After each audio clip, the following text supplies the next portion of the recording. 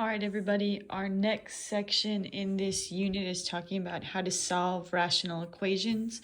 And we're going to start only by doing method 1. So we only use this method if it's a fraction equal to a fraction. So to solve, all we need to do is cross multiply. So for our first example, if I want to solve for x here, there's a single fraction equal to a single fraction, so we're going to cross multiply. So I will get 63 equals 3x. And then your last step would just be to solve for x like you've been doing. So to get x by itself here, we would divide by 3. And your final answer would just be 21. Now to check, what you could do is plug that back in here and make sure that this reduces to the same thing as that, or that you get the same fraction on either side. So please make sure you check your answers. So you would do this equal to this, and they would check out if you plug it in and reduce that to that. Okay, so let's see what happens when it's a little bit more difficult. Okay, this one we need to be careful. We could still multiply this part here, so 4 times 15 will give us 60. But now I need to be careful when I multiply these. I want to make sure I give the 5 out to both pieces because there's 2 terms here, so you're going to have to distribute. So this will become 5x minus 25. And just like before, your next goal is to get x by itself. So we would add 25 over to get 85, and then divide by 5 to get 17.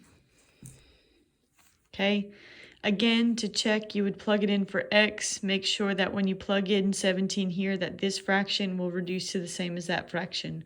Again, whether you leave it in fraction form or decimal form. All right.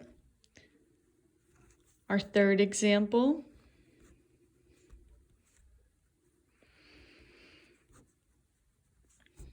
Build in a little bit more, so I'm going to cross multiply again because there's only one fraction and one fraction. So again, this is the one where we need to be careful. I want to make sure that I distribute properly. So both of them need to be distributed this time.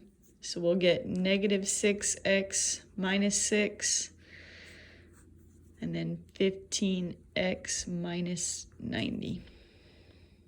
Okay, again, your next step would be to solve for x, so you can complete whatever process you would like to. So I would add 6x over to get 21x over here. To get x by itself, I'd add 90.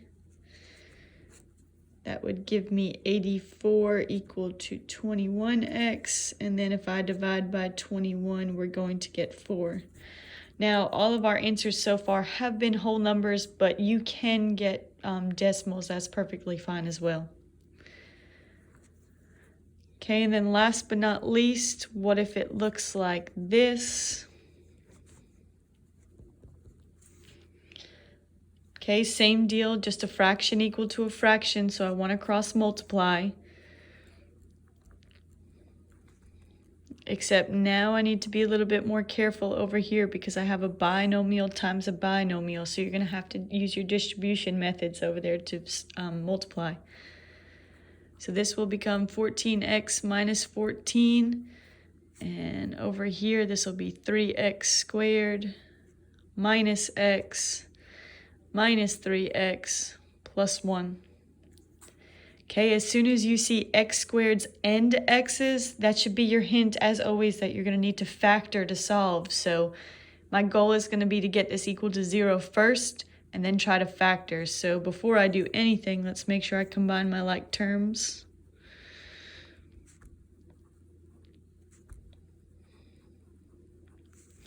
Okay, so x squared is over here, and it's already positive, so I'm going to leave it there and move all of this that way. So I'm going to do it all in one step. This will give me 0 over here, which is what I want. That'll be negative 18x, and this will be 15. Okay, Now that it's equal to 0, we're going to go through our factoring methods. Is there a GCF?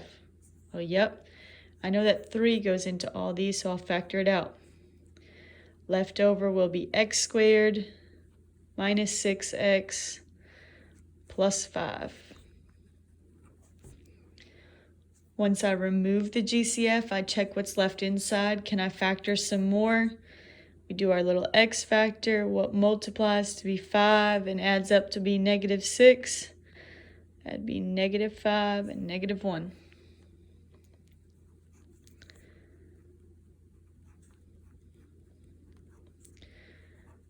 Okay, we learned to solve that every factor gets its own 0. So this time we should have 2 answers.